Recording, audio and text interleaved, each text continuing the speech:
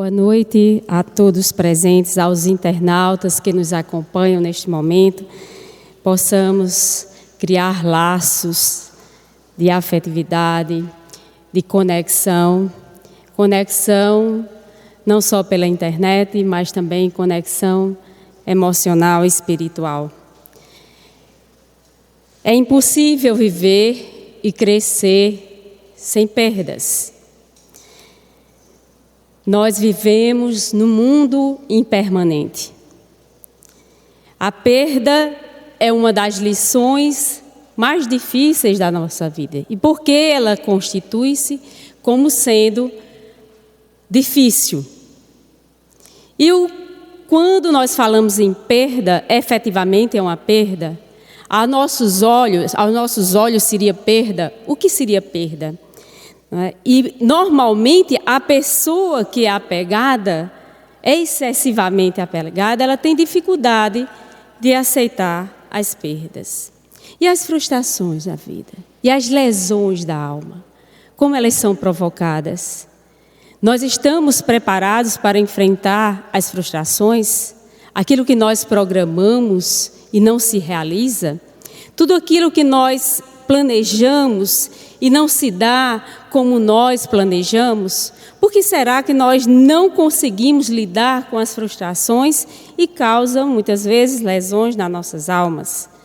E essas frustrações que vêm desde criança, como tem a ver do modo como nós fomos educados.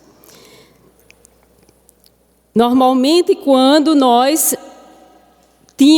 quando criança, qualquer tipo de dissabor, até mesmo batíamos em algum móvel, e nossos pais chegavam, porta-mar, como descontando, com agressividade, nos ensinando que ali, como se fosse para passar aquela dor. E quando nós tentamos, e aí nós crescemos, vamos lidar com os nossos chefes, e aí, quando ele vem nos tratar mal, muitas vezes, e aí como é que nós queremos reagir, mas nós não podemos reagir como nos ensinaram. Ou como nós atravessamos enquanto crianças. E aí nós criamos uma agressão deslocada, porque a gente não desconta no chefe, no professor, muitas vezes, e até no professor, né? Quando hoje já está bem diferente as reações. Mas, normalmente, a gente vai com uma agressão deslocada quando chega em casa e desconta aquela violência, aquela agressão em outra pessoa, diante de uma frustração. Ou, até mesmo, quando nós não conseguimos fazer isso, de outra forma, quando nós não conseguimos ser aprovados, por exemplo, em uma prova, e aí a gente diz, porque as questões estavam mal elaboradas, a gente quer justificar, a gente quer fugir, não aceitar uma frustração. Aquela frustração de não ter sido aprovado, ou em um concurso, houve sabotagem, houve qualquer tipo, né, de modo que a gente tenta justificar. E, normalmente, a gente não procura ver como poderíamos não reagir, mas agir diante das frustrações, diante das perdas da vida. E qual seria o processo para a gente lidar com as frustrações e com as perdas? E o que realmente importa, né? O que realmente importa, que jamais pode ser perdido. Porque a gente perde a nossa juventude. Nós perdemos os nossos colegas, os nossos amigos de infância. Já não temos mais eles conosco. Nós perdemos a nossa juventude, nós perdemos, aí chega bens materiais, nós perdemos status. Há pessoas que não conseguem lidar com a perda de bens materiais. E elas se frustram e querem cada vez mais encontrar meios para superar aquele desafio. Como também as perdas físicas, as mutilações, as doenças que são acometidas, tanto a nós mesmos como aos nossos familiares, nossos entes queridos. Eu me lembro que quando minha mãe teve um AVC, eu passei por um processo de negação, porque quando eu fui visitá-la, após o diagnóstico do primo nosso, que é neurologista, chegou então o diagnóstico que era irreversível, que ela não conseguiria mais andar nem falar. E aquela notícia foi bombástica, porque eu não queria absolutamente perder. Estava ali diante de uma perda profunda que seria ter que enfrentar, não mais ouvir a voz da minha mãe. E aí aquilo, nem os movimentos. E aquilo significava uma perda.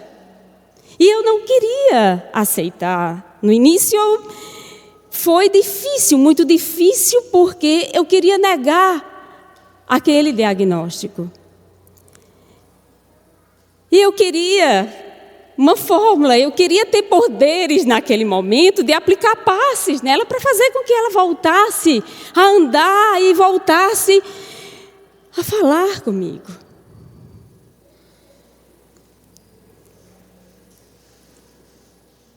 E eu evitei, por um tempo, não visitá-la. Mas eu era espírita. E como é que eu não estava sequer aceitando o fato dela estar ali no processo que é da própria impermanência física aqui na Terra, do desgaste físico, fisiológico que todos nós podemos passar. E ali eu estava diante dessa perda e a ferida na alma vinha. Até que eu tive que enfrentar uma outra perda maior, ou perda do que a gente considera perda aqui na Terra. Porque o que é perda? Vamos rever esse conceito do que é perda. As perdas transitórias que nós temos quando nossos filhos crescem. Eles crescem e voam para outros lugares. Neste momento, nossos filhos estão a nos assistir, estão a nos ver. Mas nós não estamos vendo agora, nesse momento. E em dado momento nós ficamos a pensar neles.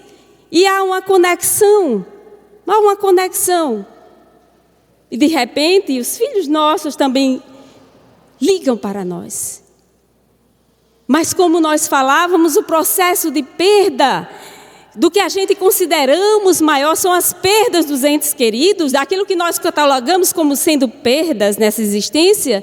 E aí a perda do que nós chamamos morte, mas que para nós espíritas não é morte, é apenas uma passagem, uma viagem. Essa morte que é uma separação temporária. E aí nós queremos, quando nós estamos diante de um filho, por exemplo, que passa para um outro lado. Dessa viagem que é mais prolongada, que ela é mais prolongada e que vai levar um tempo para que nós nos reencontremos. Mas em só saber disso, dessa relação que é temporária também, não só dos filhos que viajam para uma outra cidade, mas que viajam para um outro plano, para uma outra dimensão espiritual, nos conforta a alma. E o Espiritismo é esse consolador prometido por Jesus. Porque ele vem nos consolar sobre o nosso destino, sobre a nossa dor, sobre essas separações que ferem profundamente a nossa alma e que faz parte das impermanências, das coisas, das pessoas que estão aqui conosco e que convivem conosco. E que nós vamos produzindo afetividade e de repente a gente não quer se desligar.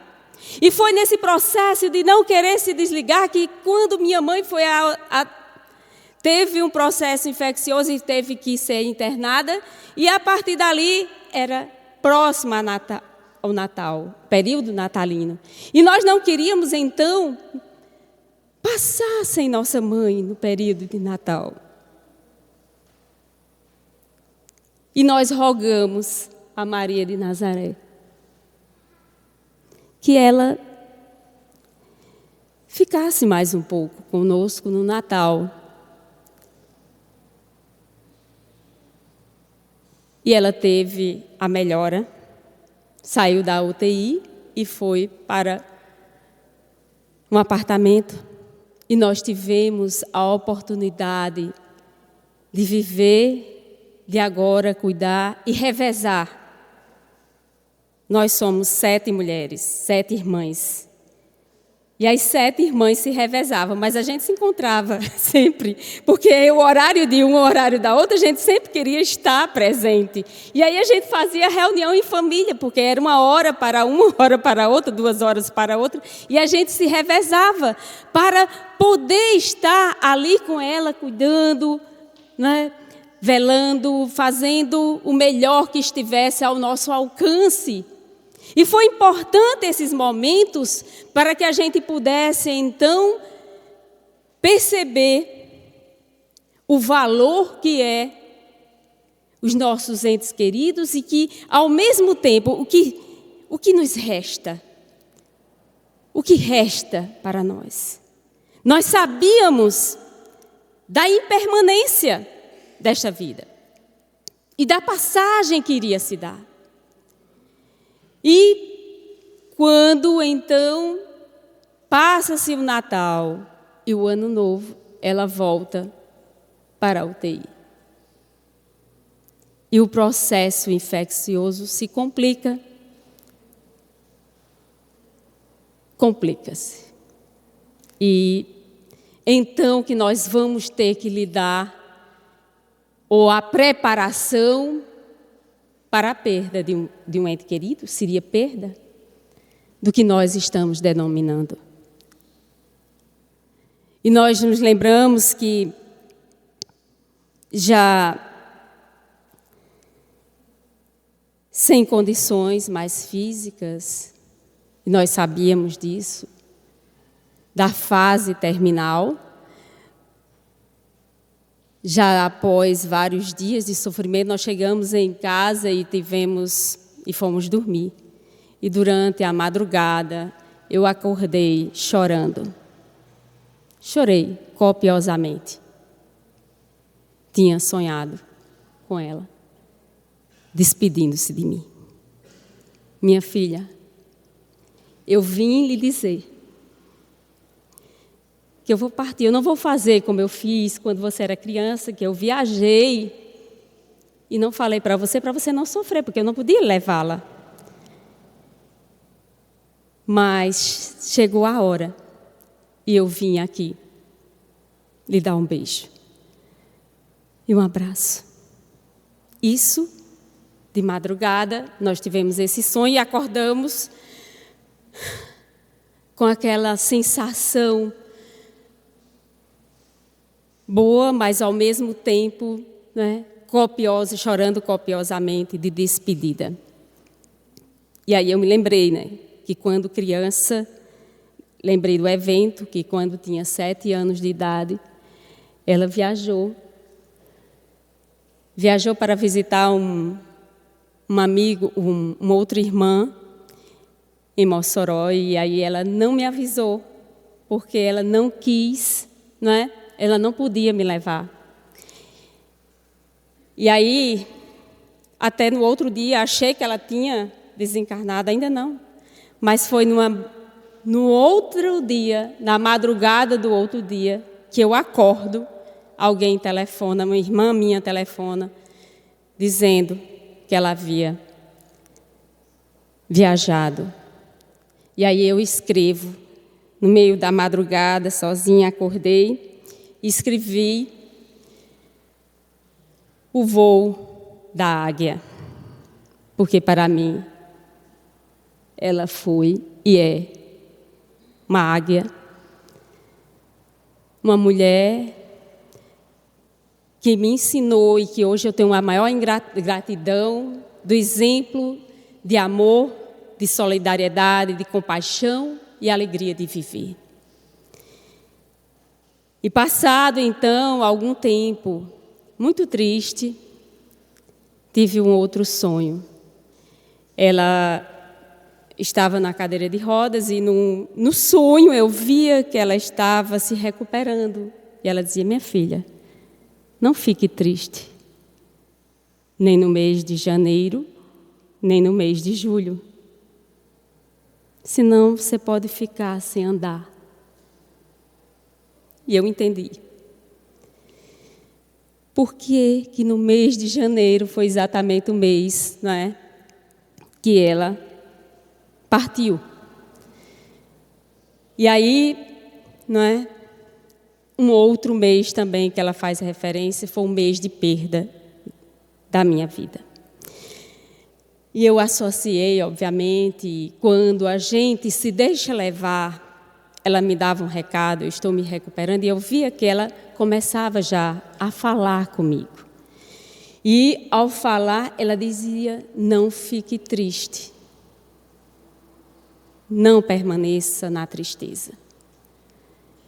E, simbolicamente, era o não andar, era não restituir as forças para viver, para continuar. E o que é ser criativo, eu sabia que eu não havia perdido.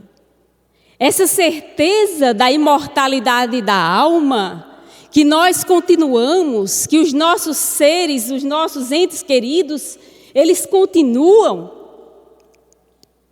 nos faz ou nos dá forças para prosseguir na existência. E que aproveitará, como disse Jesus, ao homem se ganhar o mundo inteiro, mas arruinar a sua própria vida.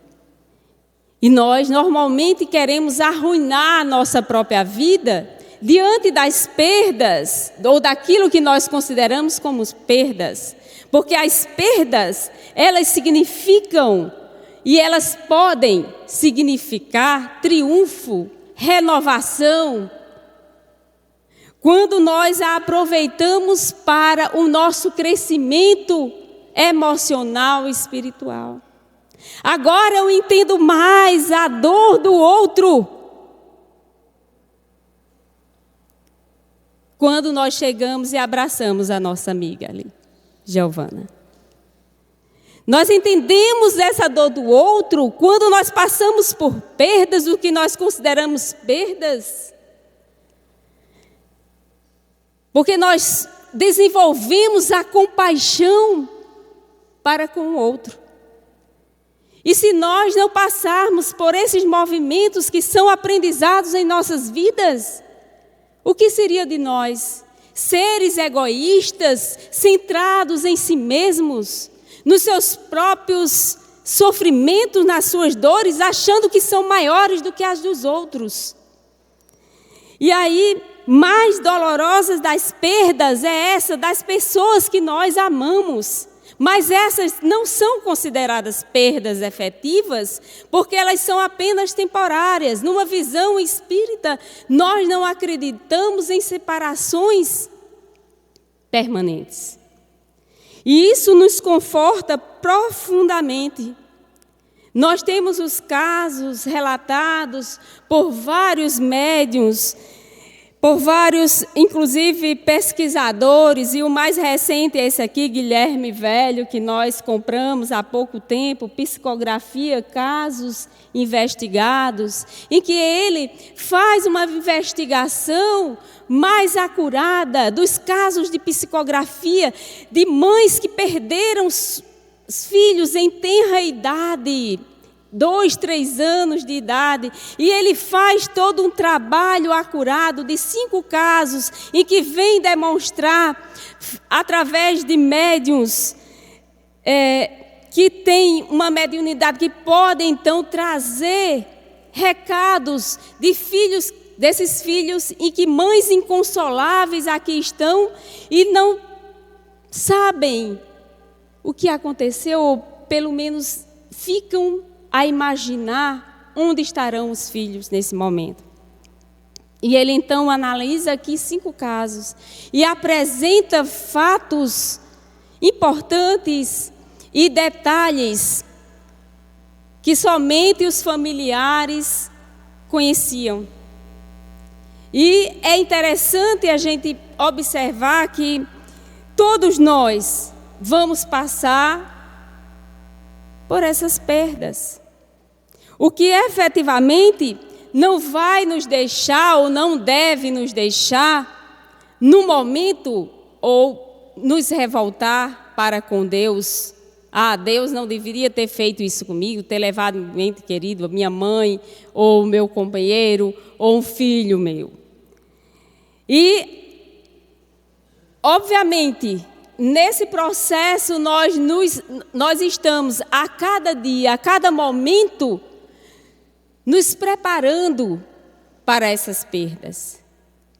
E nos lembramos do próprio Haroldo Dutra Dias, que nos contou, casos. Um casal chegou e trouxe para ele um presente até para, uma foto de Chico Xavier, e ele agradeceu, e esse casal dizia: nós viemos aqui dizer que você nos salvou.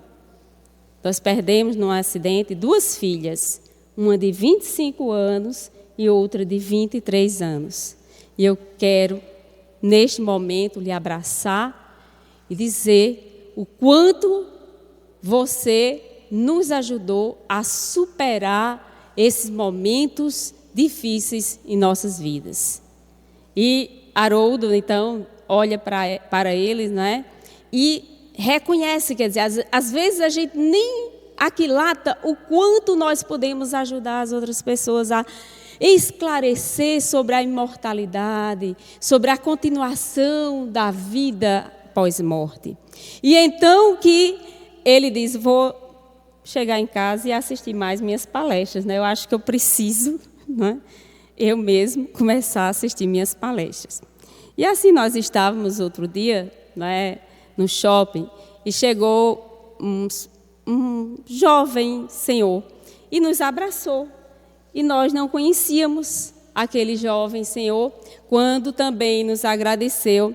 Obrigada a assistir sua palestra, e você me ajudou bastante a rever meus pontos de vista, porque eu era muito radical em determinados posicionamentos, eu não abria mão das minhas ideias. E isso nos conforta, obviamente.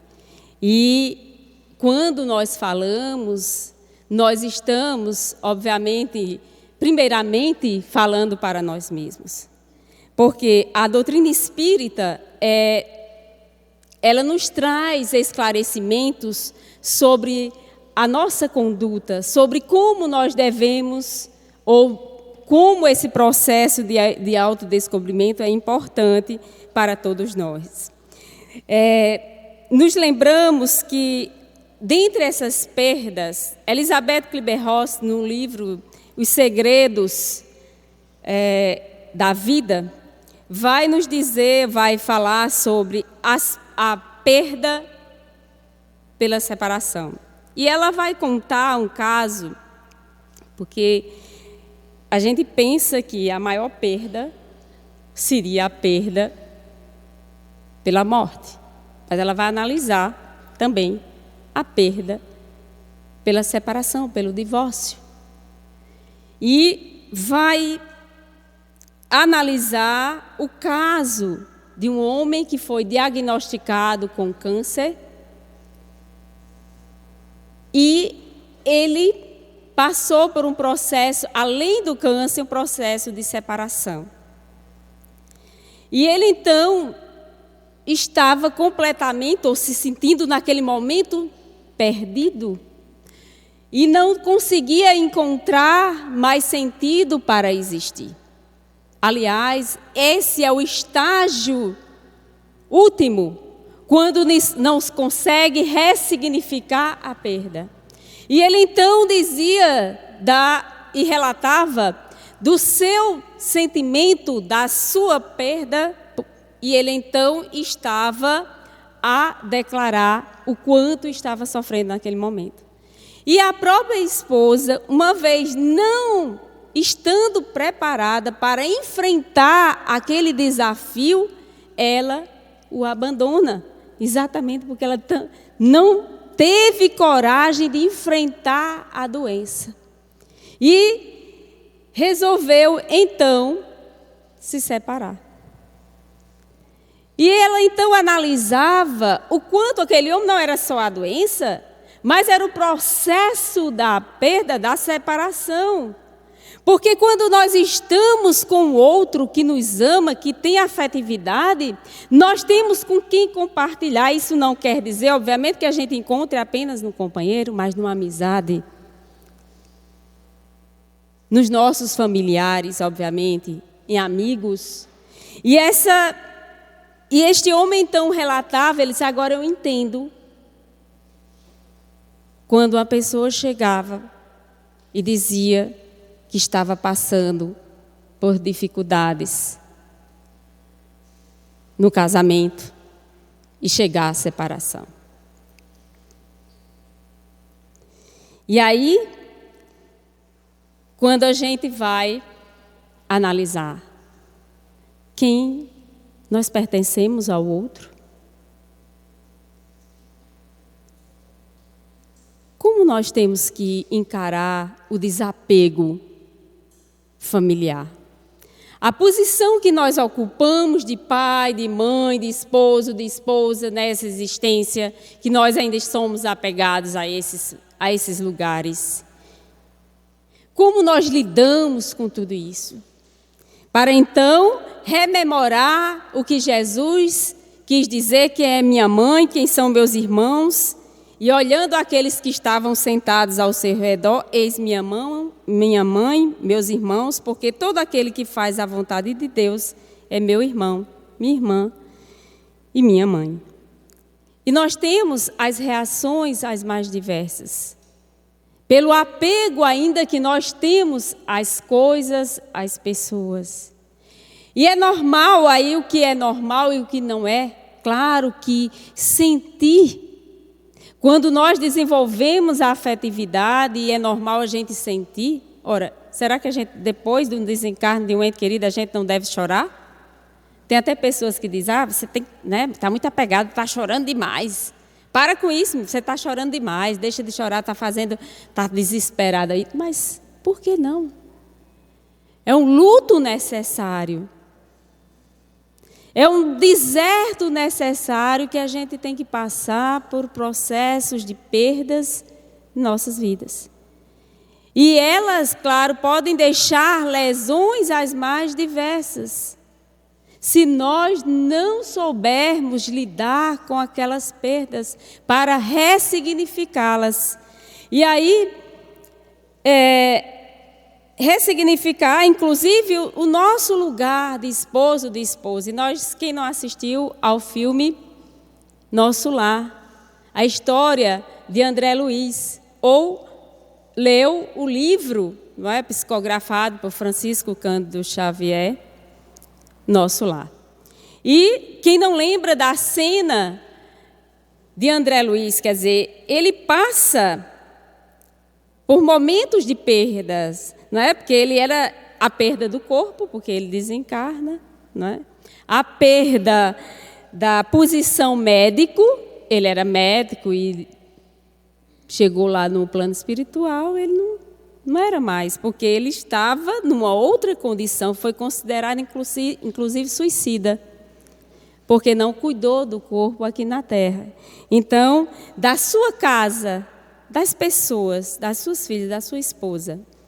E aí, ele passa o tempo numa colônia espiritual em que ele é recambiado para uma melhor, para o nosso lar, chamada Nosso Lar, em que ele trabalha e tem o merecimento e a condição, quando os espíritos notam que ele está preparado para voltar a casa e visitar os familiares. E essa volta, como é essa volta? Vocês lembram da cena do filme? Quando ele volta, as coisas já não eram as mesmas. E tem uma descrição num livro né? Quando ele coloca ébrio de felicidade, avancei para o interior. Tudo, porém, denotava diferenças enormes. Onde estariam os velhos móveis de Jacarandá e o grande retrato onde, com a esposa e os filhinhos, formávamos gracioso grupo. Alguma coisa me oprimia ansiosamente. O que teria acontecido? Comecei a cambalear de emoção. Ele já notava que as coisas, os móveis já não eram mais os mesmos. As fotos não tinha à disposição, ele já não estava mais com a esposa e com os filhos. E aí, quem seria aquele doutor Ernesto? Quem seria? Perdia-me no mar de indagações. E quando ouvi a esposa suplicar, baixinho, ansiosa, mas doutor, salve-o por caridade, peço-lhe, não suportaria uma segunda viuvez. É nesse momento dessa fala da sua ex-esposa, que ele então acorda e vê que ela havia contraído novas núpcias. E o que ele sente neste momento? Qual a reação que ele sente? No filme é mostrada a reação que o personagem lá, fazendo a posição, né, de André Luiz, ele tem uma reação de ciúmes. E como ele reage aí, de pronto ele teve íntimos de odiar esse intruso. Quem é esse intruso que estava na minha casa, ocupando o meu lugar, ocupando o lugar da minha cama, com a minha esposa? Não poderia ser. Quem seria esse intruso? Então que a vibração baixa e ele então automaticamente, porque nosso pensou, criou. Ele pensou e automaticamente, quer dizer, ele pensou no ciúmes, o sentimento de ciúmes o revoltou. Ele ficou revoltado, sentiu-se enciumado, queria novamente o lugar que ele ocupava quando na terra. E aí, ele havia sido chamado. Ao mesmo tempo, ele entrou no conflito profundo, porque ele já estava sendo preparado no plano espiritual para os ensinamentos, para o desprendimento, para o amor ao próximo, para a fraternidade, para o perdão. E ele fica nesse conflito. Imaginemos então nós. Estamos preparados para desocupar lugares, posições, e ele mesmo se preparando no nosso lar por um tempo. E ele então chega, quando ele faz a prece, ele roga energias ao plano espiritual, para manter a compreensão imprescindível e passar a interpretar os cônjuges como se fossem irmãos. E é nesse momento que ele vai reconhecer em Zélia e Ernesto e observar que eles já se amavam e ele estava em outra posição agora. E é nesse momento que ele vai ajudar a recuperação do próprio Ernesto. É uma grande lição para todos nós, de desapego. Obviamente que os laços afetivos, eles não se desfazem. Eles podem mudar de lugar, mas eles não se desfazem. E somente os laços verdadeiros continuam no plano espiritual. Nós não podemos permanecer aqui em relacionamentos de fachada, só por aparências. Lá são verdadeiramente os laços que unem os casais, são os de amor, de puro amor. Porque as energias, as vibrações que se dão entre eles são vistas, são sentidas efetivamente, como nós já também sentimos aqui. Mas muitas vezes nós não temos a coragem de reconhecer, nós não temos ainda, pelo nosso apego, fruto ainda da nossa, toda uma educação que nós tivemos, de enfrentar os desafios. E aí, partimos então para as diversas fases de negar, de negação, de raiva, de não querer aceitar, da barganha com Deus, barganhar com Ele. Ou então, depressão, quando nós não caímos numa depressão por uma perda profunda. Quando somos abandonados, por exemplo, normalmente, nem sempre o sentimento é o mesmo entre as pessoas, ou pela projeção que nós criamos no outro, nós formamos, muitas vezes, vinculações doentias, ou por um processo até mesmo de nossas, ainda por carências afetivas, também nos vinculamos às pessoas, ou por projeção. E essas vinculações normalmente trazem sofrimentos, os mais diversos. E quando nós confundimos amor com apego, causamos lesões da alma ou na alma, a ponto de pessoas declararem que sem fulano, ou declarar, você é tudo na minha vida. Aí quando essa pessoa desaparece, ela vira o quê? Se essa pessoa representa o tudo da sua vida, quando ela desaparece, você virou nada. Depositou todas as expectativas, a vida, os seus objetivos em uma pessoa. E aí quando a gente, entra no fosso e pode causar lesões na nossa alma quando não chega a um estágio maior de depressão ou opta pelo um ato tresloucado, que é o suicídio. Quantas pessoas, e há relatos, no próprio livro O Céu e o Inferno, tem casos de relatos de espíritos que cometeram suicídios por lesões, por decepções afetivas, por serem frustrados, por não estarem preparados para as frustrações.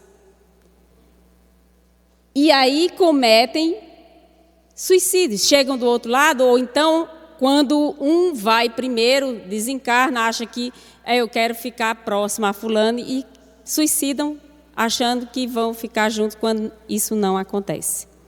Então, as reações, quais são as nossas reações?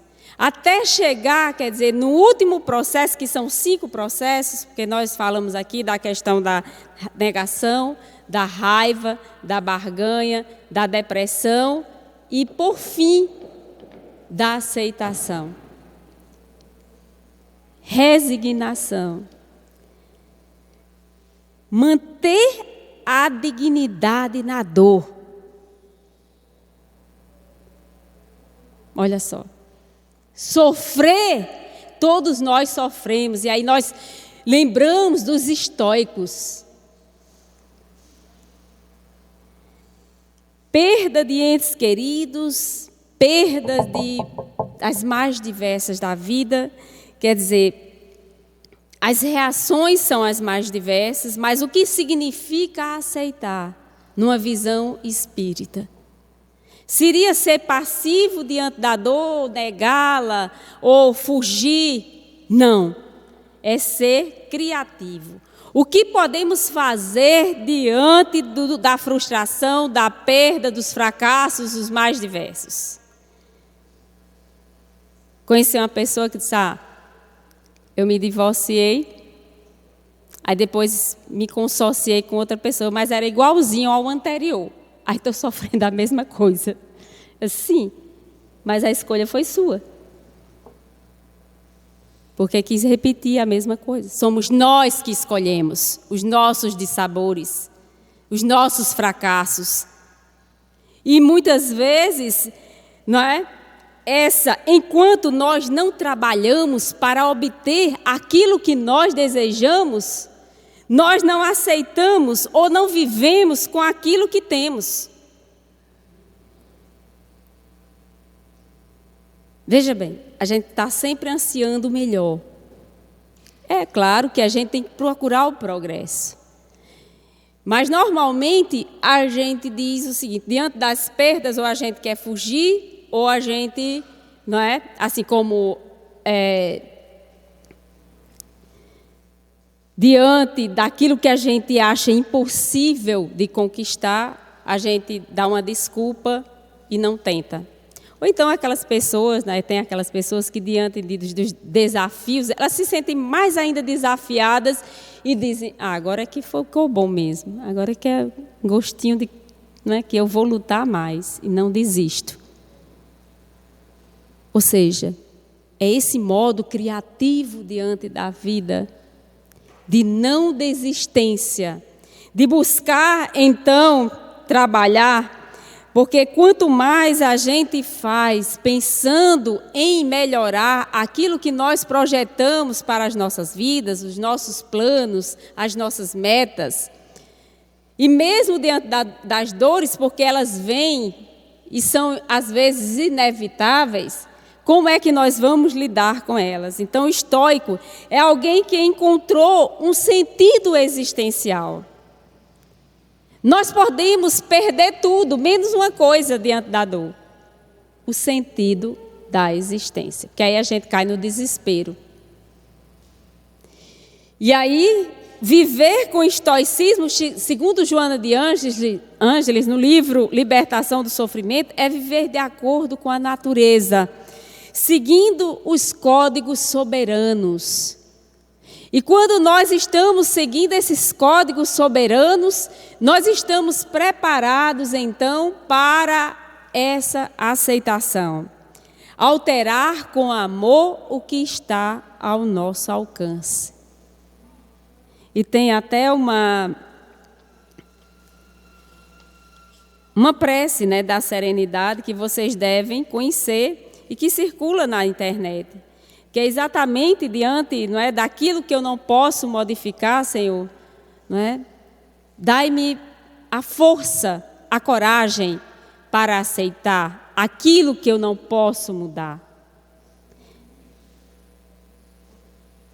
E para aceitar exatamente e distinguir aquilo que eu posso mudar do que eu não posso mudar.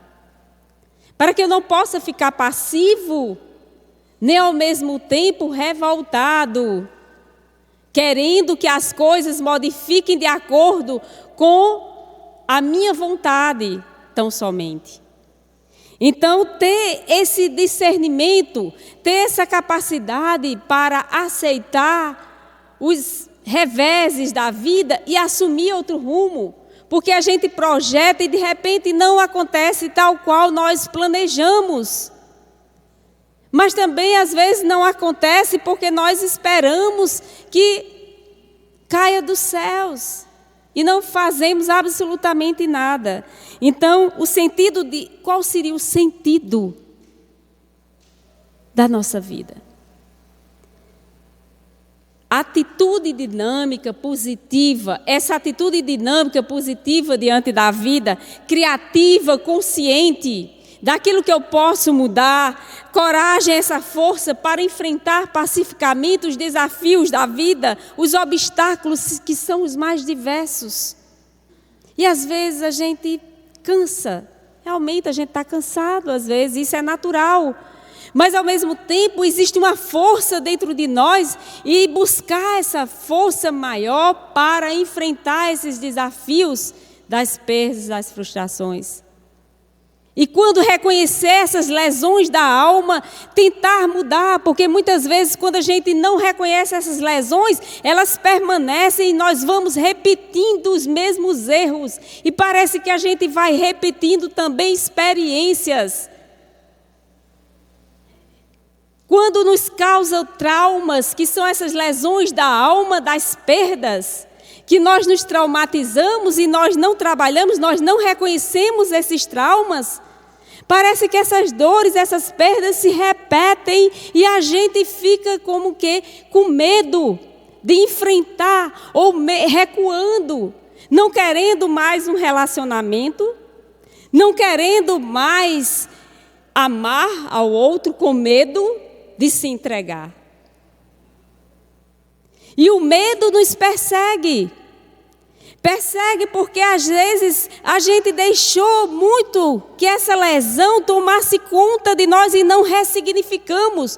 Não trabalhamos no nosso coração para dar um outro rumo à nossa existência.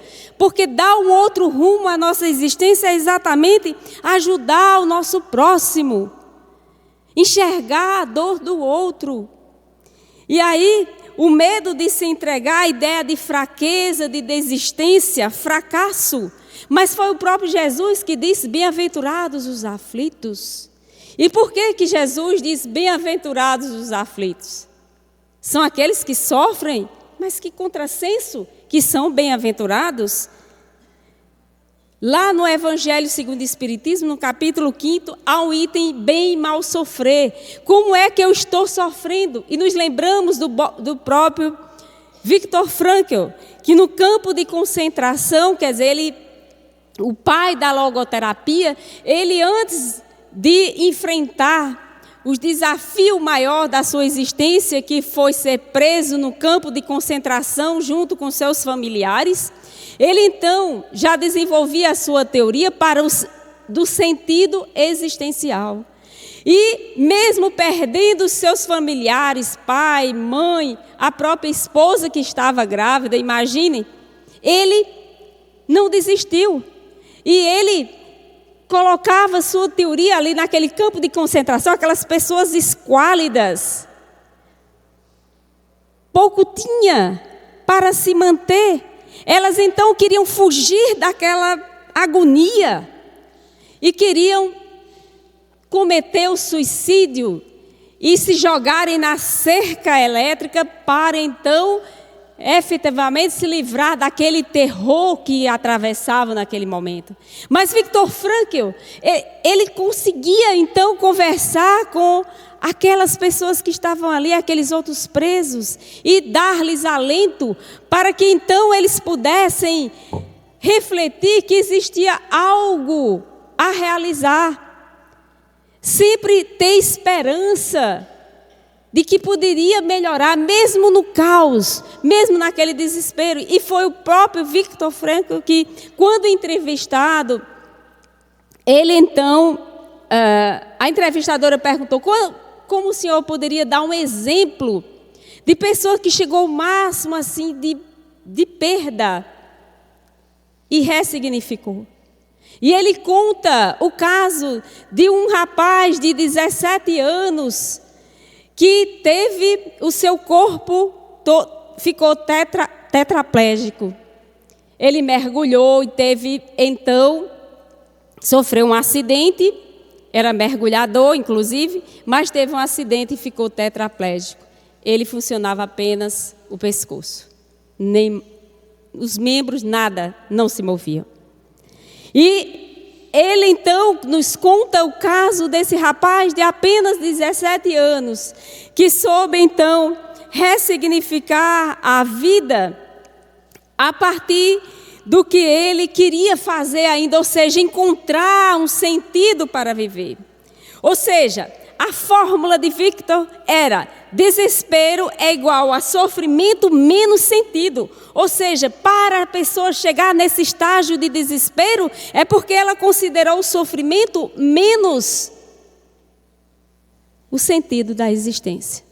E como é que nós vamos dar sentido? Agora, diante das nossas perdas, nós poderíamos perguntar a todos que estão nos ouvindo nesse momento, que estão passando por momentos difíceis. Nós nos perguntaríamos, igual a Viktor Frankl: vocês queriam se matar? Fugir? Para onde? Fugir de si mesmos, porque a maior perda é a perda da nossa identidade e do sentido existencial. E como nós podemos ressignificar e renovar a nossa existência a partir daquilo que nós podemos fazer ainda.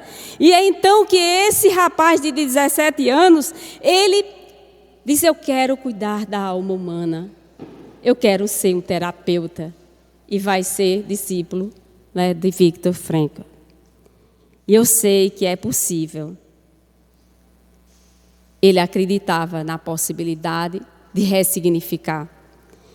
E é exatamente o modo como reagimos às condições adversas. É escolha nossa.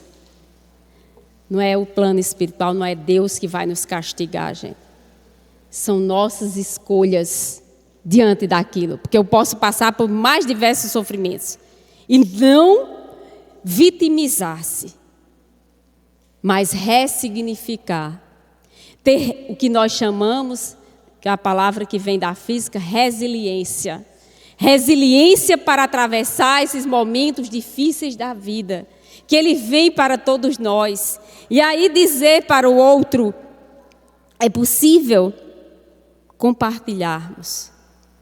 É possível entender o que vocês estão passando, porque eu também passei.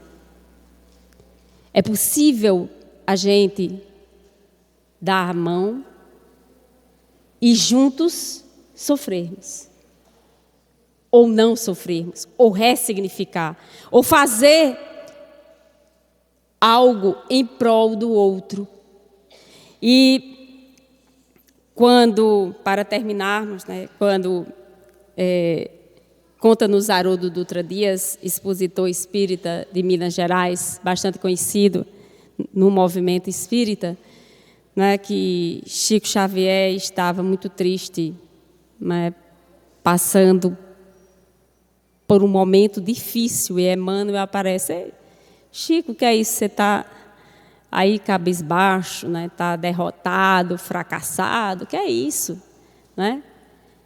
Que você poderia, vamos acudir, vamos para a periferia ajudar os nossos irmãos que necessitam, que estão lá sofrendo mais do que você que está aí. E certa feita, não é, chegou alguém na casa de Chico e ele estava varrendo. E varrendo a casa e cantando, né? Levanta, sacode a poeira e dá a volta por cima. E aí, mas o que é isso, Chico? Você está cantando samba? Ele disse: não, meu irmão, isso é um hino dos cristãos espíritas. Levanta, sacode a poeira e dá a volta por cima. É o nosso hino, o hino dos espíritas. Vamos sacudir essa poeira. Porque nós não podemos, ou como conscientes já do nosso estágio, do nosso conhecimento que temos, da vida espiritual, nós temos é que nos alegrar e cantar hosanas e agradecer pela vida, pelo existir, porque são esses momentos que nós vivemos do agora que fazem com que cresçamos. São as perdas, as tempestades da vida que fazem a gente ressignificar e sermos pessoas melhores. E são essas experiências que fazem a gente crescer muito mais. Veja que quando uma pessoa passa por uma experiência difícil, ela modifica-se muito mais do que aquela outra que não sofreu. Então não tem como fugir. A gente está nesse planeta ainda passando por experiências de dor. Então, vamos sacudir a poeira e dar a volta por cima, neste momento que nós atravessamos no nosso planeta de transição e no nosso Brasil. Acreditamos que vamos melhorar sim, que estamos construindo, porque a partir de nós, dessa energia que nós emanamos, de esperança, de um mundo melhor, porque é trabalhando essas lesões em nós mesmos, que nós não vamos descontar no outro, não é que nós não vamos ficar raivosos, violentos para com o outro, porque nós vamos aceitar a nós mesmos e a vida. Então, para terminarmos, nós vamos ler um texto que nós escrevemos no momento de perda. E esses momentos de perdas, na verdade, eles nos fazem, como nós dissemos, crescer. E aí nós escrevemos nesse momento, que é uma forma da gente ressignificar também. Tem pessoas que ficam com raiva, tem pessoas que escrevem. Então, no momento de tristeza, a gente pode escrever também, desabafar. E dizer aquilo que nós, né, gostaríamos de ser, de melhorar, de fazer diante da vida. A dor da perda te paralisa os movimentos. E a mente não quer aceitar os inevitáveis fatos, e os teus atos desatam nas asas da imaginação, que sem ação denotam tua frágil condição. Os momentos passageiros foram tão estrangeiros, porque não viveste intensamente ao lado da alma amada, que partiu tão rápida como um relâmpago, e apagou a luz que não mais conduz contigo. Amigo, olhar contigo e distante. Não te esgane, o engano é presa dos anos não sentidos, destruídos pelos teus ídolos de fantasia. E na tua afasia desistias da tua alegria. Foste o artífice do ofício que não oficializaste, e com artifício foi difícil viver a sonhada plenitude, de uma completude que não lutaste. Como a arte de artefato nos teus mínimos fatos. Lágrimas derramastes da haste que não alcançaste, e sem lastro a luz do teu astro interior deteriorou. E no estertor percorreste o deserto do teu eu, e do teu céu esquecido não encontraste a fé. Venha, alma cansada, buscas o consolo do teu solo árido, e da tua aura tira a couraça da tua amargura e da secura dos teus sentimentos, torna segura a tua cura. Lava as larvas com a água da esperança para um novo tempo de bonança. Tempos de bonanças, com certeza, já estão aí. Vivamos plenamente. Somos seres imortais. E um dia todos nós estaremos reunidos, aquele que verdadeiramente nós amamos. Que Jesus nos ampare, que assim seja.